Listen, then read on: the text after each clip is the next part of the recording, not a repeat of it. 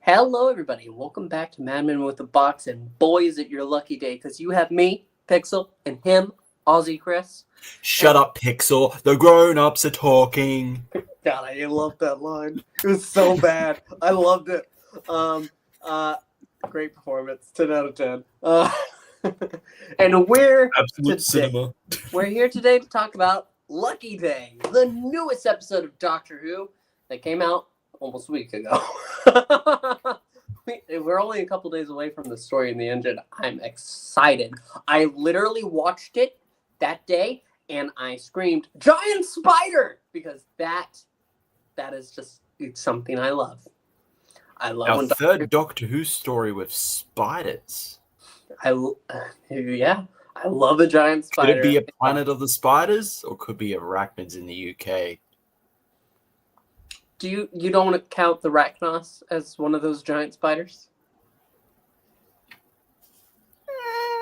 It's kind of an thing because they're spider ladies. It's spider-like. It's spider-like, yeah.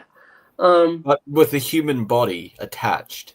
Whereas in Planet of the Spiders and arachnids in the UK, they're spiders. True, that's true. You wouldn't count a centaur as a horse. No. So we can't say it's a horse story. That's the problem. It's a centaur story. But we might be joined by other people today as we talk about the evils that come with podcasting. Yeah. We're definitely not funneling a secondary podcast in secret to spread disinformation so that we get... That was my biggest thing, because they looked through his online profiles, and we're going to get into spoilers. Crispy Pro, yeah. Hey, Crispy. Great to see you. Yeah, that was my biggest thing with this episode. We're going into spoilers. Joe the Corallos is joining us, and I know we're going to go in order and give our full thoughts, but that was one thing that stuck out to me. Ruby's family goes ahead and looks at his online profiles. There was no connection to his real podcast. That's the thing that bugs me. Oh, this episode sucks, but let's get to it. Well, I was going to shit, did this suck? But no, we'll get into it. Wow. Okay, Chris, why don't you start? Okay. I had a lot of reservations going into this episode. Because Pete, yes, I know. Yeah, Pete McTighe. McTighe, one or the other. Not the biggest fan of Kablam. I think it's fine. It just gets the messaging a bit muddled. I don't remember Praxeus, but I somewhat remember not liking it, so I don't know how a rewatch will do if I rewatch Praxeus. Not a big fan of Ruby. I think she's fine. It's just season 1 just did not do anything with her. And the fact that we're getting it's like, okay, but all of that, and okay, fine. I'll go in with clear mind for Lucky Day. After rewatching it, we've only watched it 2 times. Pixel's already watched it probably 50 at this point. Wrong. I watched it crazy. 2 times, buddy. Same here, only twice. Wow, Pixel only watched it twice? Mm-hmm. Maybe it's our lucky day. But no, thoughts on this episode is that I think it's all right. Mm-hmm. I don't think it's bad, but I don't think it's the greatest episode ever. And I will say that. I just want to stop. Every time you say a word, Joe is basically... Well, that's all right then. That's like, I've seen like a lot of people just like online, and sure, everyone's entitled to their own opinions. You know, art is subjective. Okay, I might like something, you might hate it. You might hate it. You might like it. I might hate it. But everyone calling this the greatest episode ever? Are we really that starved?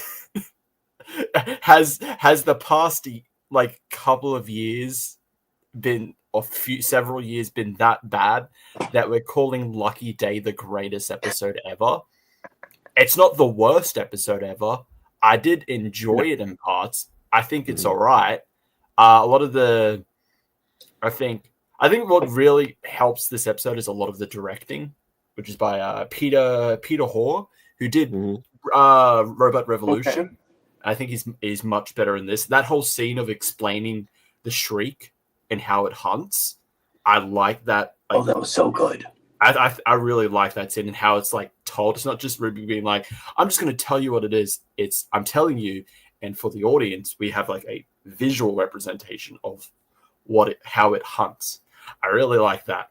But it's Conrad probably Ruby. I just want to say, I think that was one of Ruby's best scenes because she's really telling the story well, and that on top of the visuals helps. Yes. Conrad as the villain, I did not expect that. And Really?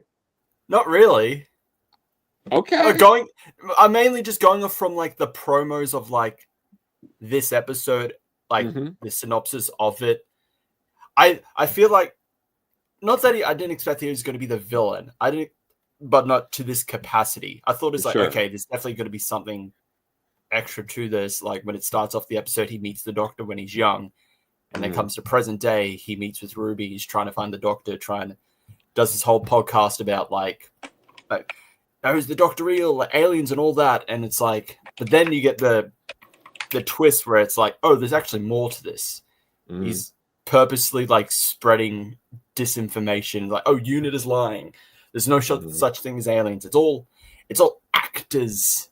They're all like taking all of our monies to fund a lie. And it's like, oh, I didn't think it was going to go this far. I didn't think it was going to be that kind of like villain. I know there was going to be something else to him. I just didn't think it was going to go in this direction.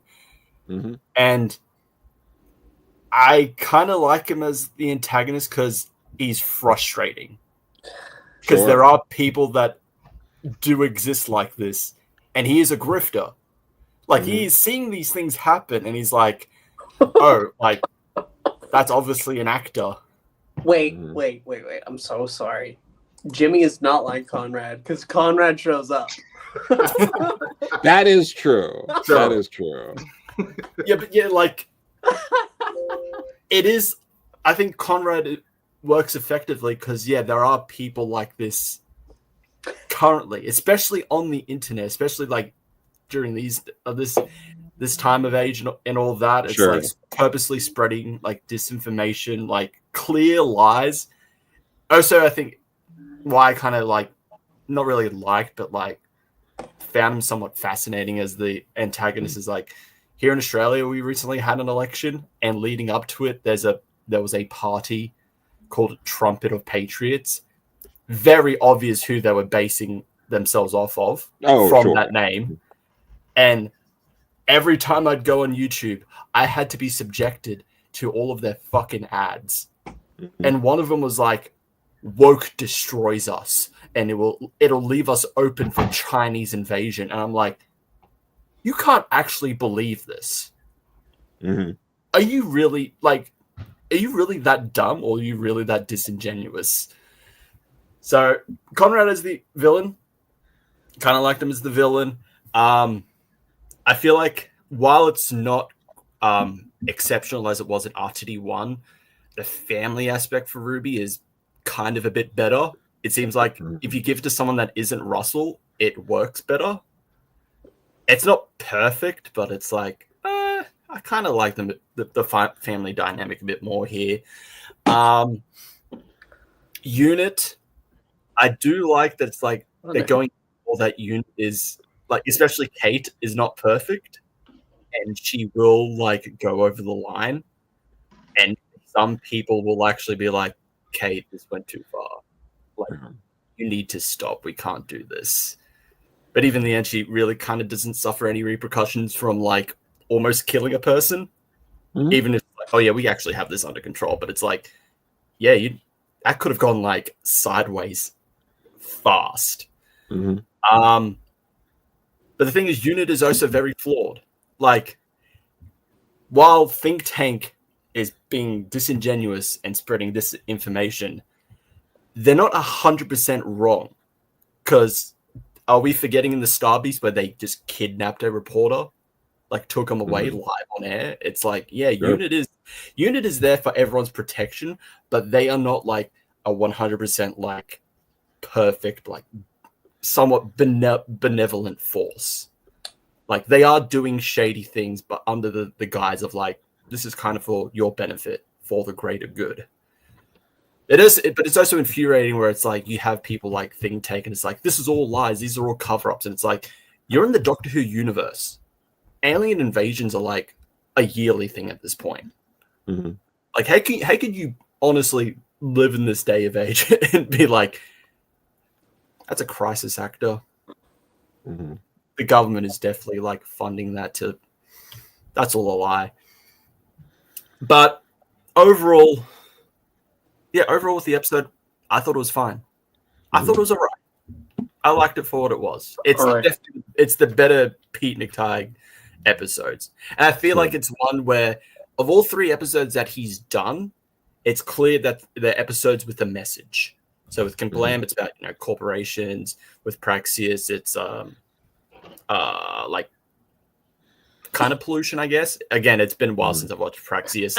I know forever. And with this one, it's about the like grifters online using disinformation to give themselves power. And I feel like with this one, it works a bit more. Whereas with Kablam, it's a little bit muddled, and Praxius, I can't really remember. Okay. So yeah, overall, I think it was all right. Now we're going to see Joe throw all of that out the window. Oh yeah, no, absolutely. So I want to preface this with, I always would rather someone like something than not like something. I want the positivity out there. If you like something, great. For me, this is hands down, and we're only halfway through, but the worst episode this season, like easily. I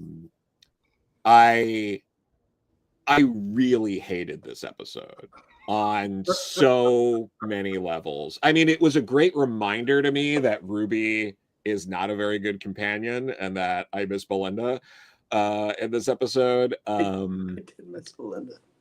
It's the bad thought in Bubble. It's the Doctor doing the same thing at the end and getting rejected the same way again. We just did this last season, and we're just hitting the same beats kind of again. Of like, yeah, I could help you. I didn't notice. Yeah, actually, now you mention it, yeah, I didn't really notice. I saw it as a different way. I saw it as the Doctor rather like, he's not trying to beg for him to go ahead and convert and be good or anything. It's basically him. Oh, what'd you do to Ruby? I'm going to put you in your place. You're being very generous, Pixel. It's the same. It's literally the same bit of the Doctor showing up and offering redemption to someone who is awful, and them rejecting his chance and leaving. It's, it's different because it's different characters in a different situation, but it's effectively the same story device and the same sort of ending. Real quick, that's funny. Sure. I didn't read it that way. To me, it felt like, and I'll say this, when I get a chance for my 2 bits, because I think that's why I'm putting an asterisk on every episode this season, because I think this really, all of these stories really depends on how they wrap this up. To me, it was like the Doctor didn't know what to make of him. That's how I felt when I watched it. Like, he really wasn't. Like, when he throws the "Have you met Belinda Chandra" line at him, it seemed to catch him off guard. That it was like, this guy knew a lot. It just felt like it felt like Conrad knew a lot more about the Doctor than the Doctor knew about him. And even when he says that, "Here's your future," it felt like he was bluffing. It felt like the Doctor was bluffing with that. Yeah, no, it did. But at the end of the day, they retort the same way, where they're like, no, we are not going with your world. You are living a life that we do not want. Goodbye. was with what Conrad, it those, felt like he meant it more than the girl in Dot and Bubble. Dot and Bubble was like, look, man, I really would want to do this, but like my friends are watching me. Kind of a thing. No, sure, but like the end's the same, right? Like a different. It ends up being like, yeah, there's different elements to it, but at the end of the day, the doctor offered something and it was rejected. Again, I just don't see. I didn't see. I'm sorry, I am spelling it out very clearly. You can disagree, but to say you don't see it when I've made my point clear, you can disagree. I'm sorry. I'll shut up. No, it's fine. I'm just saying, like, I think I'm spelling out my position pretty clearly. You don't have to have that position, but like, I think I'm saying things that are maybe pretty you're an actor. clearly Maybe you never existed. I agree with you, Joe. I agree with you. Like I said at the beginning, I think you're right. There's a lot of repetition and callback. In these stories, it's clear and maybe that's the point. Like, kind of to what you're saying, Gevain. Like the end with Miss Flood, whatever happens at the end. It all might be very intentional. It all might be very like, watch the doctor. You sort of go through these same motions over and over again, and Flood has kind of figured out that, and that's how Flood is kind of like getting herself in these right positions because the doctor does do things in a certain cycle. Like there could be something like that there, and then that sort of makes that point I'm making null and void anyway, because that's the point, but yeah, like going back to sort of the rest of the story, I like the monster and I like the development of that and the whole thing, like, again, like, but it's all not very well developed, right? It's like, oh, they mark something to come back to as a prey for next year, and it's like, what? Why? Like that, like just things like that, where it was just like, it felt very like half-baked because it felt like it didn't need to be fully developed because that wasn't the point of the story. And that always irks me a bit in Doctor Who when they do that. They don't always do that, but I always find it to be lazy when they're like, well, let's make a cool monster, give it some cool stuff, and like not actually like do those last bits to make the monster make sense. We need this bit as a plot device for what the monster has to do later in the story. And I don't like that kind of writing. It's not, it could have been a little more thought out. It could have easily, like, without that much effort, being like, well, like, what's the reason for that? Because they don't really tell you. They gloss over it, and you would rack your brain being like, well, why the hell would something need to mark you and then come back a year later to prey on? Like, that doesn't, it was weird, and I think could have been handled a lot better than it was. We, like, again, you just create so many plot holes with the way it was done, and it could have been written in a way where you don't have that main antagonist be the host of the podcast. You have him work for the Alex Jones type character, and it was all a ploy, and that's sort of more of your like big bad or like something like that for the story. Having him, it's like, again, it's one of these stories that everyone has to be very stupid for the story to work. Like, imagine Ruby is basically dating like Tucker Carlson, and no one knows it's Tucker Carlson. Like, are you kidding me? Like that's like that kind of stuff where it was like, you were a companion with the doctor. You traveled the stars, and you didn't know how to Google someone for 10 minutes. Like, she should be like, and again, like this is where the writing just isn't there. It's not good enough. It's Ruby. It would have made more sense. She shouldn't have talked to Kate about it. She should have talked to maybe her family or someone else. immediately after meeting this guy and had someone say, you can't be crazy about this stuff. Don't look him up. Like, he's just a guy. He's just a normal guy. Stop catastrophizing everything. Not everything's a Doctor Who plot. Like, but instead, she's like already been dating him for a bit. Like it was mentioned already, the family's kind of looking into it. She's getting advice from Kate, kind of about like, you gotta stop. But like, it's not done in a way that makes the story make sense. It requires everyone to be dumber than they are for the plot to work. And it didn't have to be. Again, like this story works if it's not Tucker Carlson or Alex Jones, but it's some guy and he sold her out because now he's going to be internet famous. But he becomes internet famous from doing this deed, not he's already internet famous.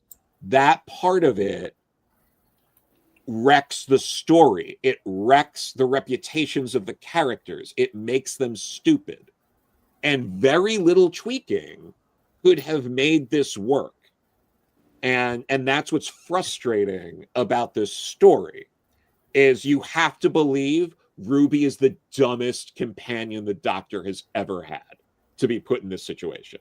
Like, you have to. You can't watch this episode and then at the end of it be like, oh, she was really smart for dating this guy for weeks and not figuring out that he's Joe Rogan. Like, come on. Like, that's insane. Actually, he's Alex Tate, but just imagine just Ruby just being like talking that whole talking about PTSD scene and just talking about like I'm every day is like fight or flight for me. You know, I fought gods. I was eaten by a double bass. I was kidnapped by goblins. Like hanging over London. It's like I think I have PTSD. And just Conrad being like, "Damn, you ever try MDMA?" Yeah, it's just like, and again, the messaging was so like the audio, like it's written like you're the dumbest person alive, which I hate. More so than Robot Revolution. Like, I know it's hard on Robot Revolution. This is worse than Robot Revolution, because like again, it's like I get it. It's about anti-vaxxers. Like, I'm not gonna drink this serum that will save my life because I don't believe you. Like, yes, that you're an anti-vax. Okay, I got it. I'm not that. Like, it was so up. Like, it's I hate that kind of approach to it. Like, there's no. It's not clever. It's just sort of. It's written like you're stupid. And again, throughout the story, doing like over and over again of, I don't believe that reality. And it's like, I know, I live this shit. It's every day of my fucking life. I got to see this in Doctor Who now too, of, people posting it's every single day I am alive on the internet. There are people posting things and it's like, this isn't true. That's not true. I don't need that in Doctor Who. I just don't. The Doctor should be dealing with things that are beyond this. And also the Doctor can deal with an allegory to this that's not so on the nose. Yep. And the Doctor has before. There are countless Doctor Who stories where, I mean, one of the single most common tropes in Doctor Who is villain lies about who the Doctor is and what the Doctor's trying to do. The Doctor gets kidnapped or captured and has to get out of the situation and prove that they're the ones who are lying. It's very common. This is not new ground for the Doctor. We're retreading a common trope in Doctor Who, but in a more obtuse way. And that's not like that. Why do it that way? Every character was made even dumber with the fake monsters and the recordings and we got you. And it's like, you tricked Ruby and all of UNIT with like rubber costumes and radio player? Like, what? Like, you tricked Unit and Ruby. Ruby has traveled the far distances of time. She has watched the workings of a time machine. She has seen actual monsters in person. She saw that actual exact monster in person and was tricked by a rubber costume version of it, as was Unit, who would also, it can be inferred, has not only seen other monsters, but had seen that monster before. Like, you all got tricked by a rubber. Like, what? And then all of the just very chronically online stuff. It's just like, for the love of God, get off the internet. Because so many of the episodes this season have just been Russell can't get the fuck off Twitter. It wasn't Russell. It was Pete. No, but Russell's still the one who was like, this is a brilliant script. We should make this a show. So it's like, get off the internet. Stop making everything. Like, it lessens the show. Doctor Who is a show about going across all of space and time. All of space and time. All of it. When you're lessening the show when you make it so current day all the time. Like, it wasn't like this was a one and done. We wanted to do one story, because again, we only got 8 episodes. This isn't a 13 episode season even. Yeah. It is an 8 episode season, and we keep going back to, this is at least 2 this season. Just 2. That is 25% of a time travel adventure show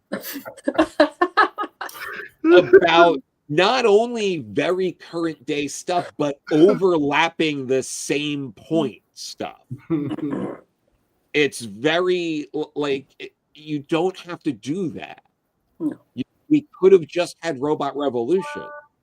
And Robot Revolution, while I also thought was very obtuse and treated the audience like they were idiots, this is worse.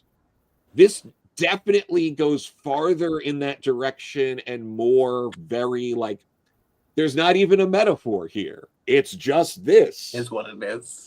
And it's like, okay, like, the Doctor, one of the last Time Lords in all of existence, takes the time to be like, you really should stop lying on the internet. You hurt my friend. Like, what? Like, he's got the power to snap his fingers and teleport him right back in his cell. I also love when they do that stuff. Like, I am not taking points away from the episode for this, but like, whenever the Doctor's just like, I've got a new power now, or like in, Survival, when he just like uses his finger and just like, suppresses the guy. A finger could be a deadly weapon. But try it. You should try it with 2 sometimes. Oh, Joe. That they knew what they were doing. They knew. But well, the fact that I never thought about that line about Weibo until you said it. Pixel, you're an innocent lad, and that's how dare you ruin his favorite episode, Survival? I hate Survival. Right? I know you hate Survival. I have one finger for it. And I return it to you. I cherish your optimism and enthusiasm. It is welcome, Pixel. It's a good thing. Serve him well as a newlywed. He'll be absolutely. No, it's good. But yeah. So I'll let other people talk. But yeah, I just like those. Like one of the worst things for me is when like just a couple of tweaks that you barely have to do anything, like fix so much of a story. It always infuriates me. All right, Gevain, I'm ready for anything you have to say. I gotta follow that now. Either way that you feel about it, it doesn't matter. I've No, heard. I'll sum up what Joe was basically saying is that if anything else, it should have been a two-parter, and that's what it is for what they were trying to do. Because basically, That's not what he was saying at all. Because they're treating, but they're treating Ruby as if she was Rose in the first couple of trips with the Doctor. Because all this is what was it, Dalek, with the guy that they pick up from the underground Bill Gates, Adam, right? And then he basically sells her out or betrays what she thought he was in the second episode. So I mean, that to Joe's point is that this is a lot of callbacks to other episodes from a time when Doctor Who was fresh and new.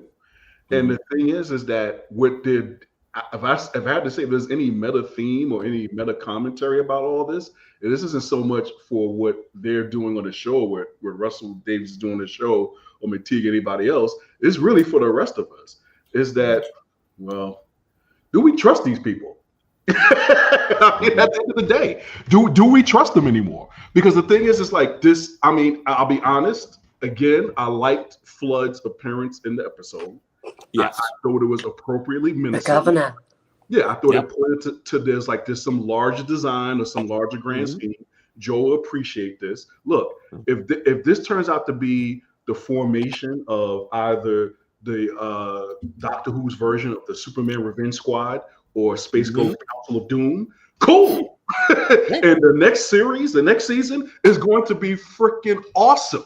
if that's what the cliffhanger at the end of the season is that all this has been is Flood kind of putting this Doctor through his paces and identifying key prospects of who can ultimately come together as one overwhelming force and take him down, and do it in a way that doesn't remind us of what happened with that little thing called the Pandorica. You know, when they all came together real quick and threw them in a box. It was like, really, guys? You gather all of the greatest enemies of the Doctor across space and time just to throw them in a box for 1,000 years and just leave? All right. But my point is, it's like this is going to be all about the payoff. Because to Joel's point, it's 8 episodes. So let's put aside the 25% have been about, real world stuff. What this is we're halfway through now, guys. I don't see it. If they pull this off, this will be the greatest hat trick or whatever sports analogy you want to use in the history of sci-fi television, much less television itself. Because they've got 4 episodes left to make this either the greatest wrap-up in all time, series finale, or the greatest setup. So in other words, is this, in terms of Doctor Who getting back on track, is this the second season finale, I believe it was, of Star Trek The Next Generation?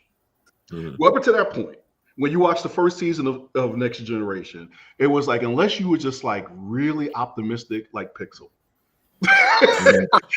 Just like, and you fucking hated it. Yeah, it's got its moments. It's like, look, no. It's like, no, it was terrible. Anybody who watches the first season, I haven't watched any like Star Trek series, but from what I heard from TNG, it's like if you can suffer through season 1, it gets better. If you can suffer through season 1 and quite a bit of season 2, it gets better in season 2. It gets better. But the thing was, if you were to just watch season 1 and like put it in a satellite a capsule and send it out into the universe, we would get invaded every other day just for inflicting that upon the rest of existence. But when they got to season 2, and even I would argue with season 2, it literally was those last 2 episodes. Like if you never watch anything beyond, I forget what the name of those 2 episodes were, Best of Both Worlds, something like that. If you never watch, if you just start there with Star Trek Next Generation, just keep going, you're doing yourself, your ancestors, and your descendants of faith. Just go from there.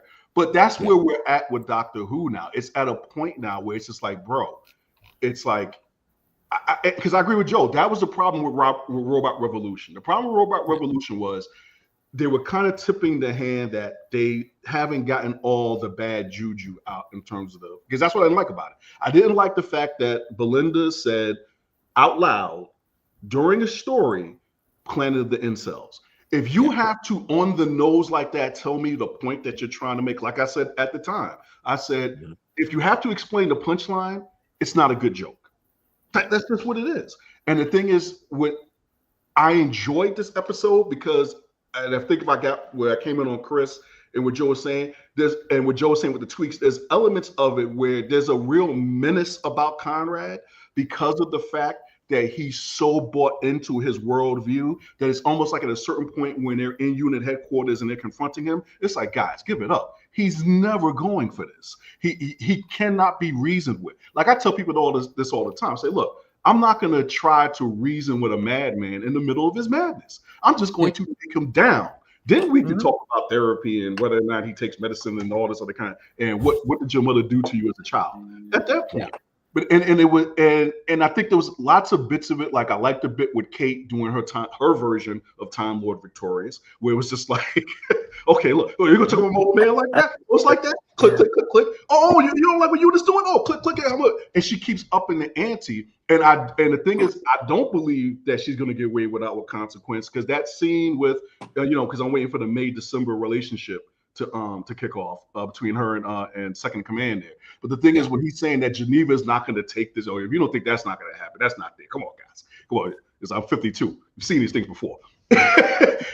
What's going on with that is when he's telling us that this is not going to go well with Geneva. She's like, he'll live. It's to me that more read like, you're going to pay for this. They're going to come after you for this because that goes to the point that unit being flawed and not perfect. The fact that she would allow herself to be goaded to that point that again, Ruby's the one who has to step in to basically de-escalate the situation. Of all the trained professional law enforcement or military professionals out there, the civilian is the one who de-escalates the situation. It is, I give Joe, I would say, so there's you guys may never feel this, but on Comic Aficionados, the show I do every once in a while on Western Channel now, there's a guy, Sully, Reverend Sully. So he'll talk about, well, how does the episode make you feel? So as far as the episode makes me feel, it's like, yeah, I felt the menace. I felt the danger. I felt the stakes going up. In terms of I have to put my writer, editor, rational hat on to Joe's point. Are you kidding? Are you kidding? But at the same time, it's like, if I had to say what tipped the scale for me to a certain extent, it was the reaction of Conrad basically being confronted by the doctor and all my Christian folk forgive me out there and not giving a shit. That to me is when I was like, something about this dude. One thing to say he's just off, but something about this dude ain't right. And then for Flood to show up after that and kind of confirm it, now it's like, okay, Russell, there better be a master plan here. There better be a master design. Because if there isn't, then to Joe's point, this is just, you wrote a couple of stories, you kind of half baked it. And the thing is that there should have been 13. There should have been a 13 episode season, or at the very least, there should have been 2-parter. But what you're really selling me is there's a part 3 to this larger story arc that you're telling. And if there isn't, if it wraps up at the end of the season, and if they half-ass it, then it's like, I think the show needs to go on a hiatus. I don't think they have anything. They don't have anything fresh to say anymore. As a matter of fact, it's gotten worse now because what I learned as a writer very early on, so this is about 30 years ago, was that, and I learned this from Jim Shooter. As a writer, you have to be able to do 2 things. You have to have something to say, which he clearly does, but you also have to know how to say it. And I think the problem has been not only with Doctor Who, but a lot of entertainment is you have a group of creators who don't know how to say it. See, in other words, it used to be a rule. You don't get up on your soapbox when you're telling entertainment. You just don't do it. It's like you can have those elements and those themes in there. You can lightly touch on them, but almost as tradition or as just good storytelling, people should find out what the real theme behind your story was 30 years later, when they just ask you, what was that about? What was that about? But this whole thing of Planet of the Incels, you know, my man just clearly being this mix of Alex Jones and whatever it is, this on the nose, like as Joe is saying, treating the audience stupid when the real goal is no one comes here basically for your social commentary. I get and it may just be a difference. So it may be a cultural difference where in the rest of the world, because this came up about stuff about when you talk about English pop culture, if you will. And I'll use G.I. Joe as an example.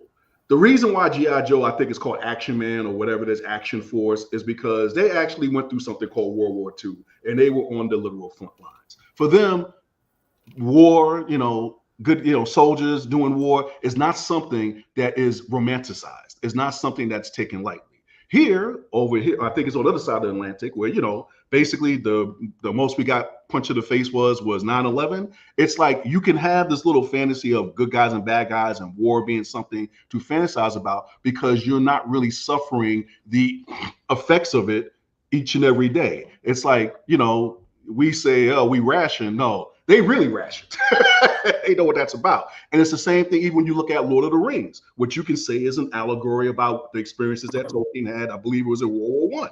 It's like, it's not something, there's a real cost to it. That's what you see with Frodo, is that there's a real soul-searing cost to going off to war and making the sacrifices that are like that. We Americans, we love escapism. It's like you can lightly touch on real life things, but when you start beating me over the head with it, it's like, I'm out, bro. And that's it. And I think up until, I mean, Jody at a certain point, I can't even say that was like on the nose thematic stuff. I just think it was just bad storytelling. I just think it was just bad stories. But it's just like, it's that second part of not knowing how to say it. I think that's what's dragging a lot of this down, because it feels like there's a lot of really good ideas, a lot of really good elements that are going here, a lot of really good characters. They're just not getting them over the finish line. They're just not getting them finish. And I don't know if that's because these really should all be two-parters, like this 8-episode season is really forcing them to do a lot and not getting it in, or if it's just they just need fresh blood. But they got 4 episodes to convince me. I'm going to asterisk. I'm probably going to asterisk every episode of this season. And 8, and then at 8, I'm going to go back and revise all of them based on how 8 ends. Okay. Okay, that goes to me. Yeah. All right, before you start, Pixel, I'm going to say, if Mrs. Flood is like gathering people to help, like, because she's going to be the ultimate antagonist at the end to like face the Doctor, it's so funny that she's like, podcaster. I'm assembling a team of people of unique skills that can take down the Doctor, and it's like, you grifter. But that's if, now to Joe's point, if that scene where he confronts the Doctor is as stupid as Joe is saying it is.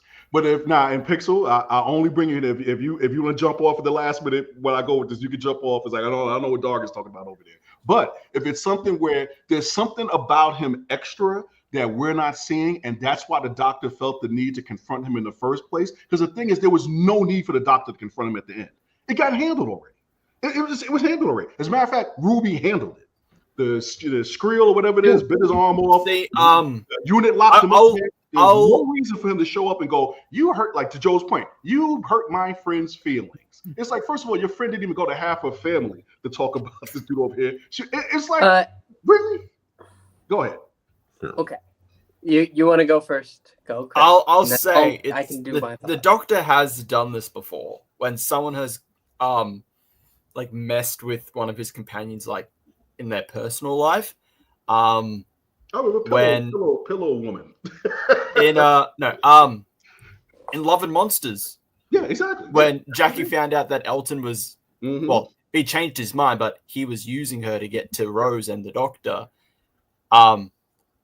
Jackie told Rose, and Rose was upset that someone was messing with her mother, and the Doctor took her to confront Elton. So it's not out of the realm of possibility that he'd be like, hey, you messed with one of my friends. I'm going to have words with you. So it's not out of the realm that the Doctor would be like, I'm going to talk to this guy. Even though it's handled, I'm going to talk to this guy. What? That's what I got from it. That was the vibe of that whole It's just like, speech. you hurt one of my friends. It was the universe is a very small place when I'm angry with you. That's the vibe that I got. I didn't get a redemption. It wasn't an olive branch. It was a, hey, you fucked up. Recognize it. But he was offering to let him go, basically. No. Yeah, that's the thing. It's a bit. It's I didn't almost half. Okay, it's almost walk half out and this half. door. If you recognize that you're a bad person, go out the door. I didn't see that. I did not read that, and I watched. Like I said, I mean, we all watched it twice. But that's that. Yeah, we watched it twice, and that's fine that you didn't see it that way. But I do think that interpretation can exist. No. I didn't see it. I also want to say, the thing is, Ruby already did tell her family about him. And the fact is that they looked at his Instagram, which means he has a Facebook, which means that they should have been able to find out that he was Alex Jones all along. It was so fucking stupid. It was one of the dumbest things. It was something that bothered me too. Absolutely. That being said, I did enjoy most of this episode. But the didn't look as loser. They're just happy somebody paid attention to him. Go ahead. Because what did she say? Oh, swipe 5 photos in and you can see him with his shirt off. Mom, don't pretend you weren't looking. If you scroll one past, you can see where he says unit lies. Episode over. Hey, unit. Six picture is him with him with like Charlie Kirk and Ben Shapiro. Not only that, if they went ahead and saw that she didn't vet the guy before going on his podcast. Yeah, the guy is talking about a blue box, like the blue box that you know about, and you're not going to go ahead and say, what does he have to say about this mysterious doctor figure?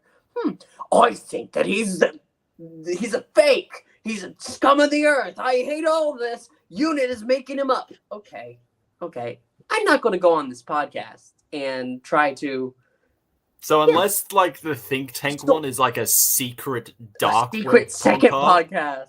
Like, it is strange that like how could he have kept all of the secret from Ruby and Unit? No, but that's and you know what? I also have a problem with the fact that it's so. I love Unit, I do, but the fact that it's so pro Unit, and that's the thing. Pete McTeague, you're pro corporation, you're pro government agencies overstepping. Where is your like? It's a little much.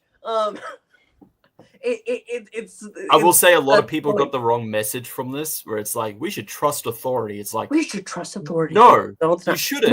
No, that's not what we're. Yeah, you have all this power, and it's all under the discretion of Kate. And listen, this has one of Kate's Geneva, best I guess, but yeah, but you know what I mean. Like Unit, at once she says a command. I need you to authorize this. Oh, yep. If she authorized it being shut down, that's what they would have done. And the thing is, like, I want to go ahead and say, oh yeah, this is a really good episode, and there are a lot of parts that I like about it. But it's not. It's got so many problems. I like the speech at the end. I like the Unit scene where the monster's going chasing Conrad down, and then he's such a piece of shit. Your special effects are getting better. You deserve your arm to be taken off, sir. Off. You know, I don't want Kate abusing her power and being a really shady person, but you know, he kind of deserved it. He did kind of deserve it. He did. So, and I'm not one for killing people, but what the fuck you say about the Brigadier? Excuse me. There's so many in that scene where she's telling how it'll hunt you down once it's time for its hunting season or whatever. I like how that scene is shot, but this entire episode could have been solved if her mother or grandmother or other mother or new dad, which is a whole nother story, had swiped down one more page on his Instagram profile or checked any of the links that he has linked to his account. Like, it's stupid. It's one of the dumbest things that I've ever seen. But that's the thing. Does this episode, I mean, I think this is kind of Joe's point, but he's talking about it requires the audience to be this stupid. No, really, it requires Ruby to be this stupid. Yeah. It truly requires Ruby to be Ruby and her family and friends. Stupid and this desperate for anybody who could basically share this experience with her when her family went through it with her the entire time. They're clearly aware. They go, well, she hasn't talked about the doctor for weeks, which means she had been talking about the doctor before that. Yeah. She had all of units, including all of units. You're telling me that unit finds in is this podcaster out of nowhere? You're telling me that Unit doesn't keep track of the groups that are saying that Unit lies? You mean there isn't a support group of companions who come together precisely to deal with this kind of a thing? It's stupid. Yeah. It's so freaking stupid. Every character in this is so stupid. Yep. There was literally a companion support group she could have gone. You have to forgive most of the stupidity to say that, oh, this is a great episode. I'm sorry. It's just I can't forgive it though. Yeah. I can't. And that's my problem. I forgave Kerblam on the second viewing. I watched this 2 times. I can't forgive it on the second one. You notice it even more. Like the first time, oh, it's a new episode of Doctor Who. You have that hype and that's fun. But on the rewatch, when you have all of this, and again, I don't need this. I see stuff like this from all sorts of people all over. I don't need this in Doctor Who. I don't. Yeah. I know that him mentioning Belinda Chandra is what sends him after Belinda now. At least we have that answered. I would say I actually like that because, hey, Russell, this is how you subvert expectations. Because it's not a huge plot point where you're putting importance into it. But then at the end, you decide, actually, no, it's not important. It's just a podcast. You just think it is.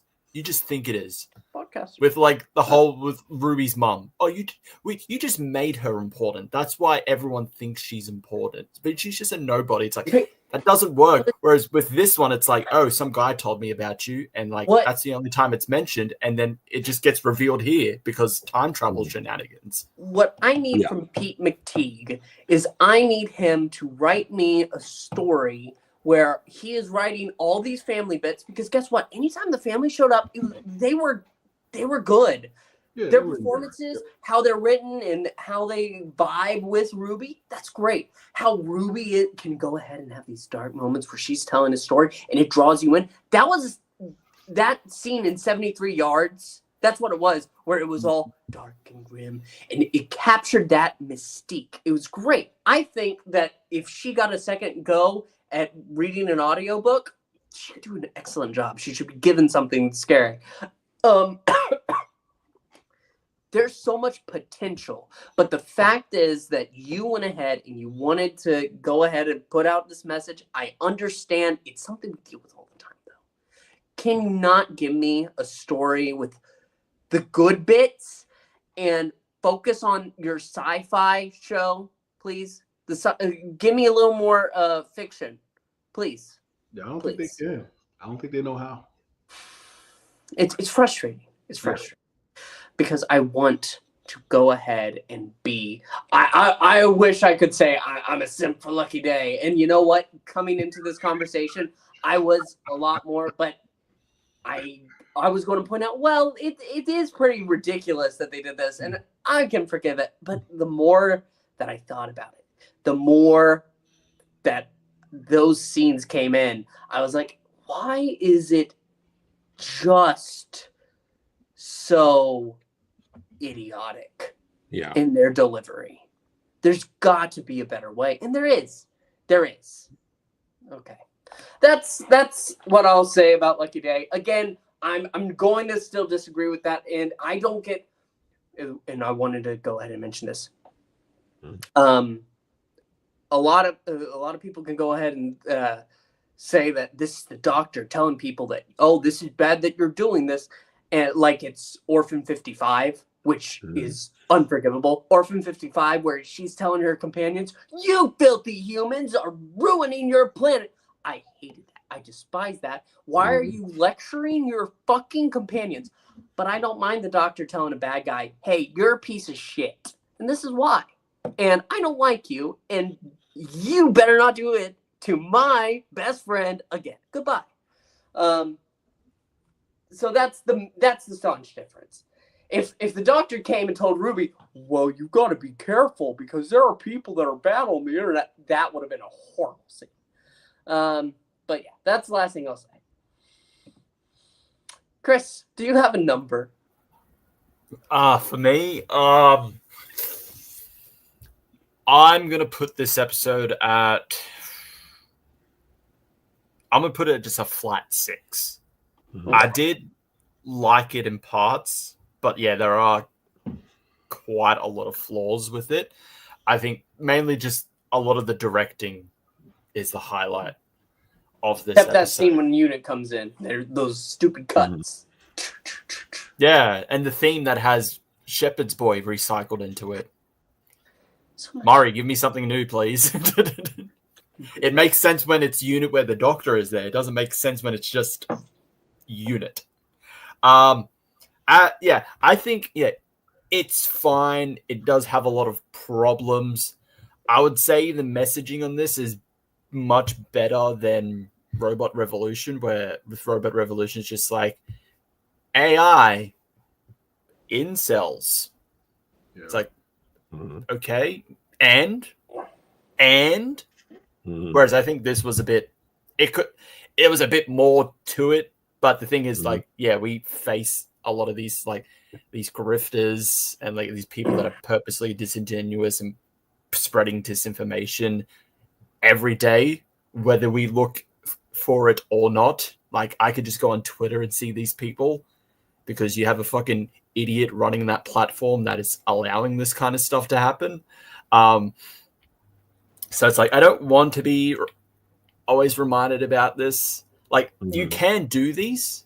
You can do these as allegories. And Doctor Who has done this. And a majority of the time it's done well. But I think there's times where it's just like, this is it. This is it fully. We're not doing metaphors or anything. This is it fully. It can be a bit too much. And I think it only works on how you execute it at the end.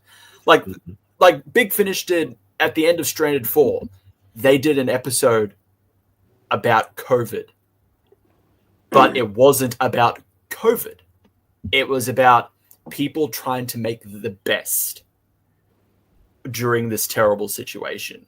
It wasn't just like a whole concept of just like, this year sucks. People are dying to this virus. You have people that are just saying, don't wear masks. This is obviously a Chinese psyop. Like, this is fake news. Like, don't take the vaccine either. It was just about, it just happened to take place during 2020, during COVID, but it's more focus about the characters trying to make the best of their lives and to trying to brush past all the terrible stuff that is happening and try to see the good and try to be there for each other. And that's a really good story. I really liked it, and it wasn't throwing COVID in your face. It wasn't trying to be like, remember how terrible COVID was? This is terrible. Remember this. And it's like, no, I don't want to remember that. It was awful. That year was awful. And it didn't do that. Whereas this one, it's like, yeah, these people exist. And it's like, yeah, I know they exist. You don't really need to tell me that or remind me that people like this exist. People that think that like, oh, this terrible thing that happened in real life. Actually, they were crisis actors. That was fake. That was obviously the government faked that because, I don't know, woke. Like these idiots. But yeah, 6 out of 10. That does make it the lowest on my ratings. Because I think I put it's Lux, The Well, Robot Revolution, Lucky Day. So it's on the bottom of my list, but I don't think it's the worst episode. Like, not even the worst episode of this era of RTD2. It's still going to be the finale, the 2-part finale from season 1. Joe, what's your number? Yeah, well, I think I do have to revise what I put for Robot Revolution, because like I gave that a 3. I think I have to bump that up to a 3.5 and put this at a 3, because I don't know if it deserves less than a 3, but honestly, like the amount, like so much of the idiocy throughout for the script is just so unforgivable, and there's not a lot in here that overcomes that. The new creature monsters, some of them there being cool and liking how that was done, liking some of the scenes, liking Kate and a bunch of the unit stuff in this, like gets it to like a 3, but there's just so much that annoys me. And also, and again, like it's almost like I won't count like the ending, like I'm not adding, you know, my thoughts on that and how it compares to Thought and Bubble as a negative. I know we can view that in different ways, and that's fine. So I'm not detracting from that for that. But one thing I am is maybe, but again, it's not entirely fair, but still, the idea of what a companion does after the Doctor isn't in their lives has been done to death in expanded media, just like to death. Agreed. We have that for so many companions at this point. It's not as fresh of an idea, and I feel like part of the appeal for a story, like it felt to me like that was part of the selling point, was it being a bit more unique because of that. And it's, I guess in the live action, it is, yeah, in the television format, it hasn't really been on.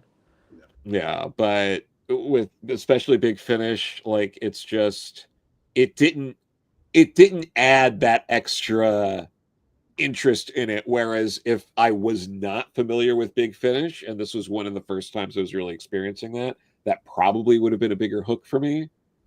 But yeah. Okay. Gevain. We know that there will be an asterisk. Don't worry. We know. No, it is that, but it's also that I'm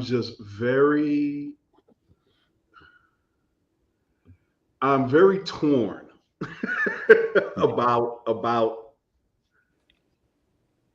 and I think this goes back to kind of like what Landry was saying, and I was hoping he was going to be here tonight, but like what Landry. Yeah, I really wanted to hear what Landry had to say. I wanted to hear what he had to say about this, and the reason I did too. Unfortunately, like I said last week, there's stuff going on. If you get him to record a separate thing and post on this channel, because we need to hear what he has to say about this, because he either loved or hated this. I don't think I'm pretty sure.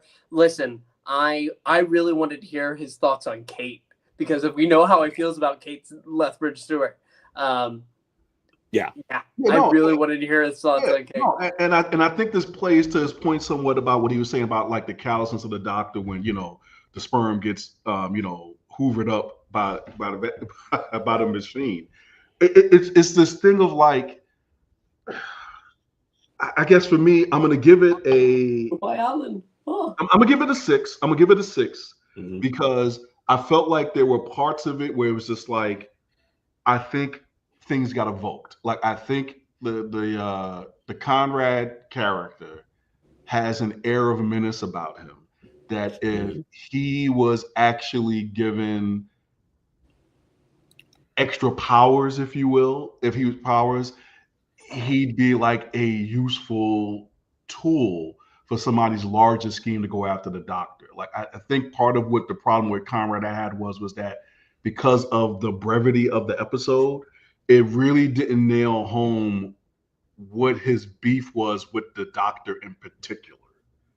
it just felt like he was just mad, and he just ends up taking it out on the doctor / unit.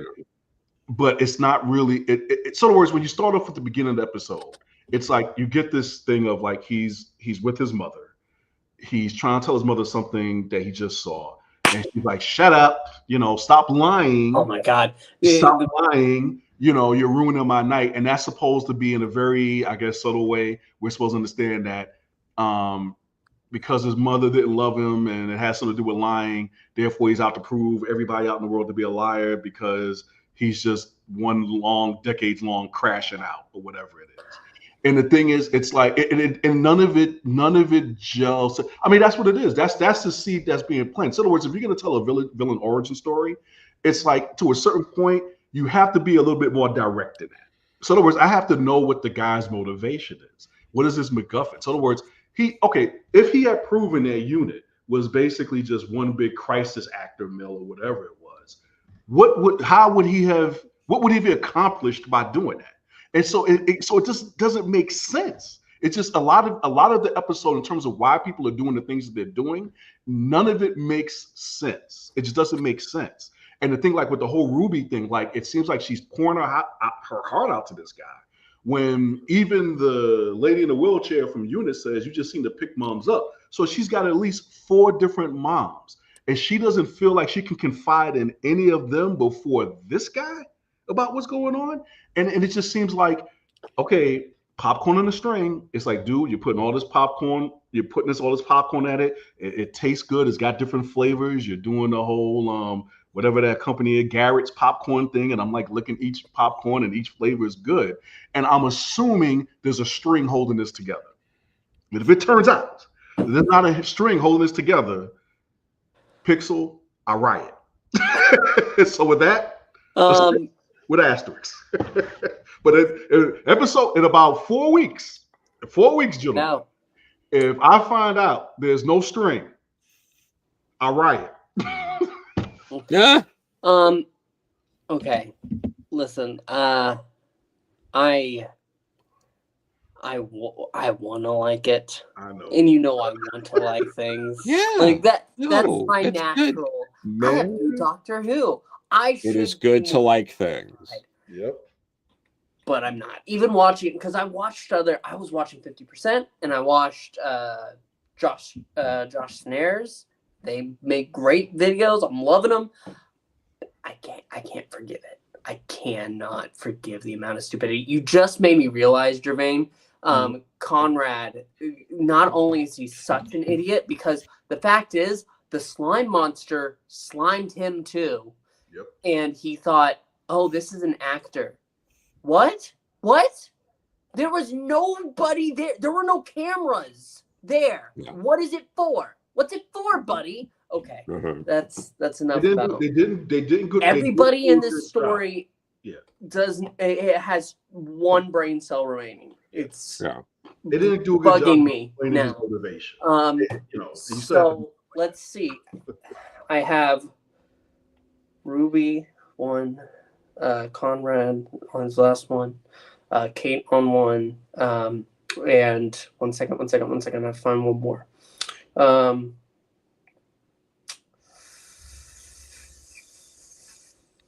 Nope. Sorry. I'm sorry. I can't remember her name. The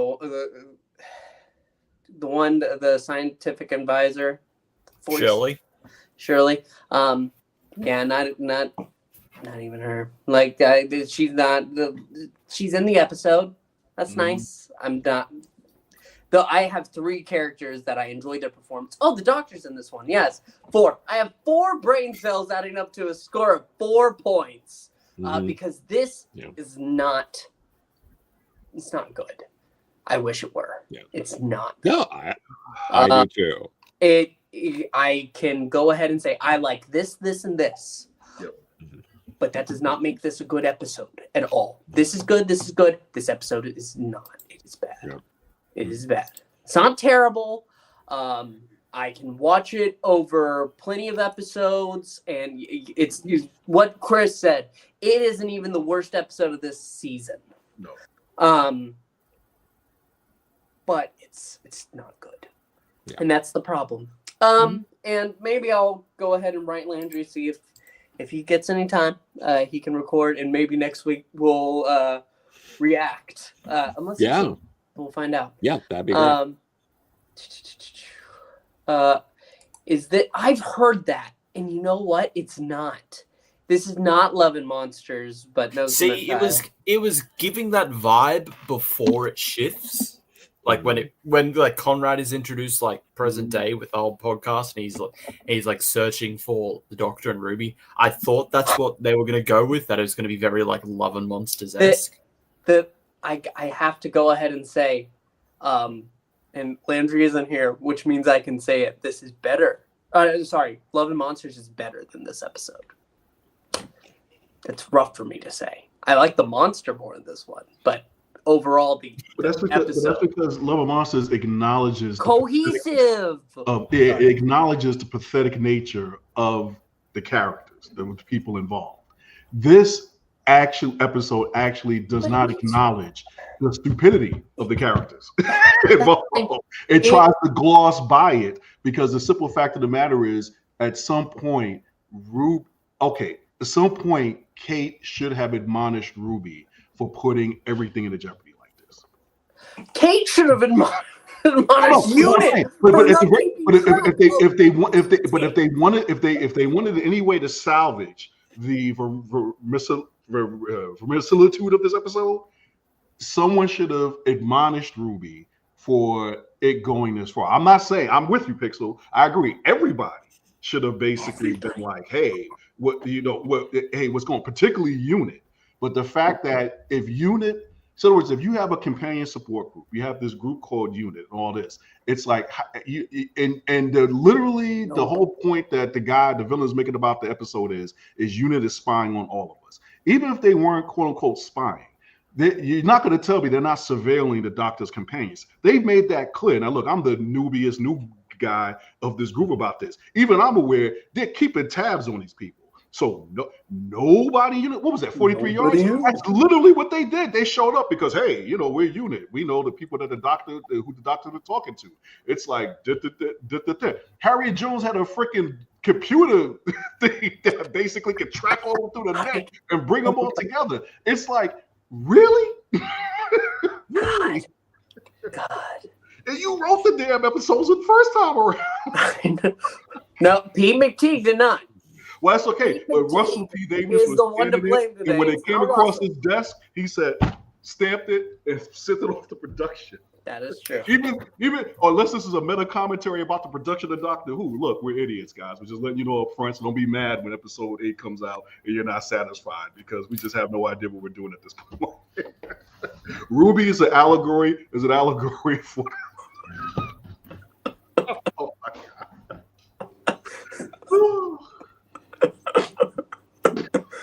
I was telling Chris, because I made the thumbnail today.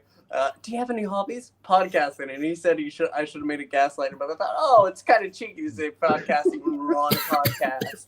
He was like, wouldn't it be great if we could, do this and make money? And I was like, yeah, all we have to do is do like Conrad and just lie.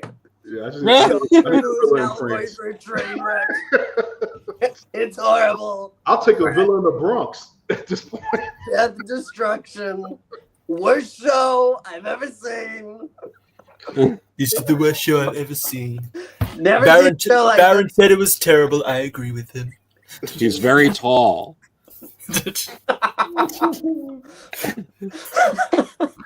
Okay. My legs are too long. This show is too long, and he's in. And at this point, it kind of is. Like, probably. So the Blinks was terrible. What a waste. I don't like the Blinks. Oh my God, the Blinks. Fuck the Blinks. Yeah, the Blinks is the fucking most pointless fucking addition to Unit ever. It's literally just, you know what it is? RTD sat down and he thought, wow, I'm not going to have any Daleks for these 2 seasons. I need something for Nicholas Briggs to do. Here is the Blinks.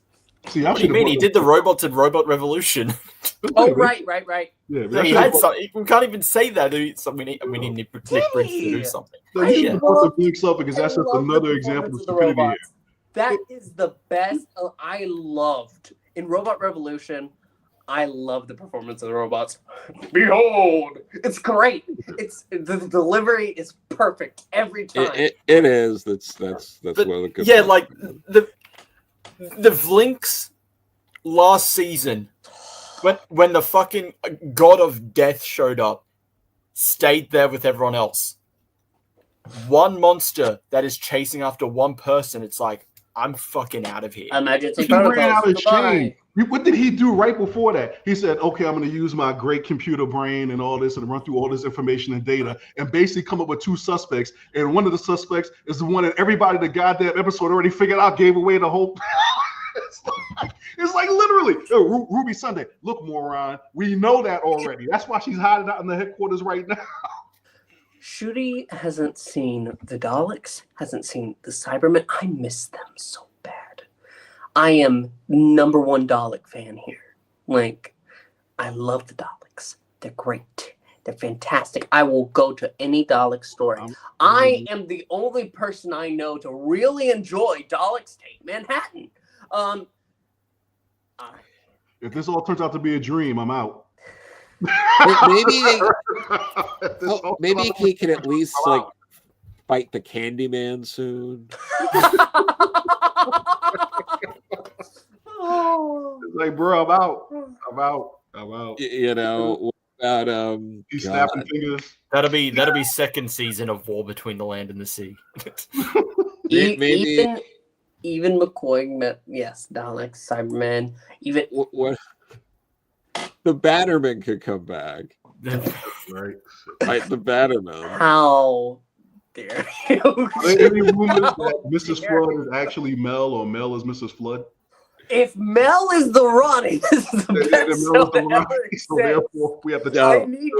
I need you to understand that. If the Mel is the Ronnie the entire time, that's off. This needs, like, when is Shooty gonna meet Glitz? And then I think at this point I almost need. When's that gonna happen? It's about time. He's been looking for Mel. They should do that then. Why not? Fuck it.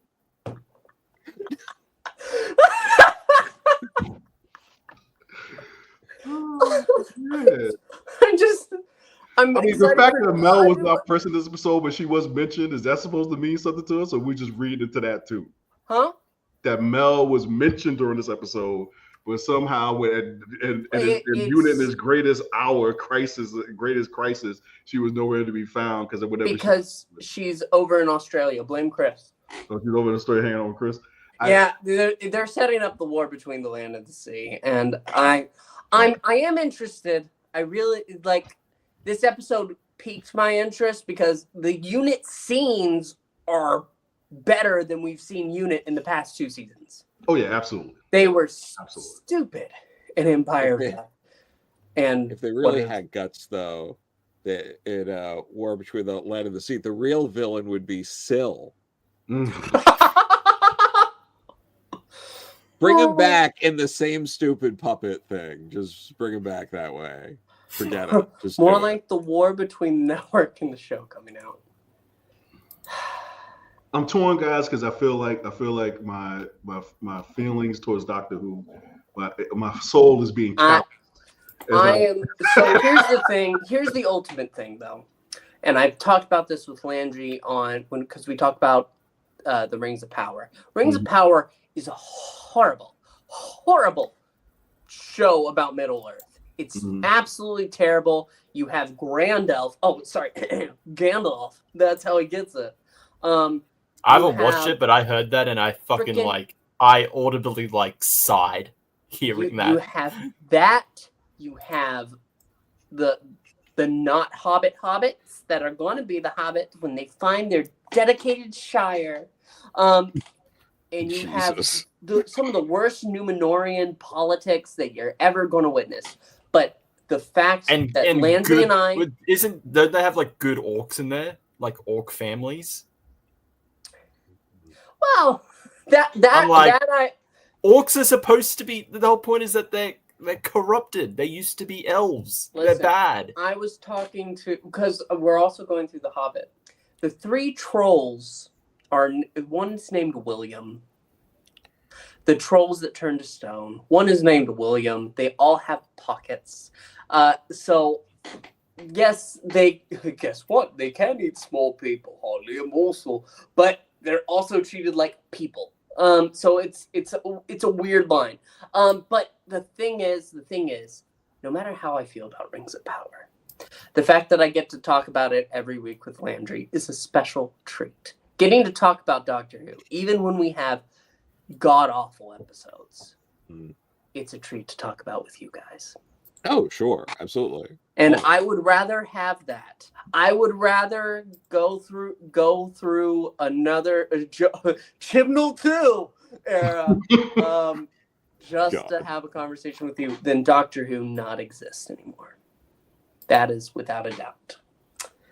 And I think that's a nice way to end our show. We want to thank you so much for joining us. I'm excited for next week. It looks like it can be a promising episode. Giant spiders in Doctor Who. Yeah, because that's never gone wrong. All right, let's end it right now. That went wrong last time. But I like it more the time before. So, good giant spiders in Doctor Who. You're okay with the episode with the actor that was pretending to be Asian? Yes, I'm sorry. You want to say something, Pixel? Maybe you do want to become a grifter. I totally forgot about that character, by the way. I just love the ridiculousness of the talking spiders. Okay. But that giant spider looked cool. Anyway, thank you so much for watching. Like, subscribe, leave a comment down below. Do you disagree? Do you agree? Do you think this is the greatest episode ever for some reason? Like, I'm sorry, you're allowed to have your opinion, but people saying that Lucky Day is the greatest episode ever. Like, I could see you could saying that about The Well. I don't like that The Well is a sequel to Midnight, but I can see some people saying, okay, that was one of the greatest episodes ever, even though this episode that it is a sequel to is much better. Still problems. Still has problems. But Lucky Day is not the greatest episode ever. This isn't the best of the era. This isn't even close to best of the era. No, this isn't even best of the era. But you can feel that way. And tell us why down below.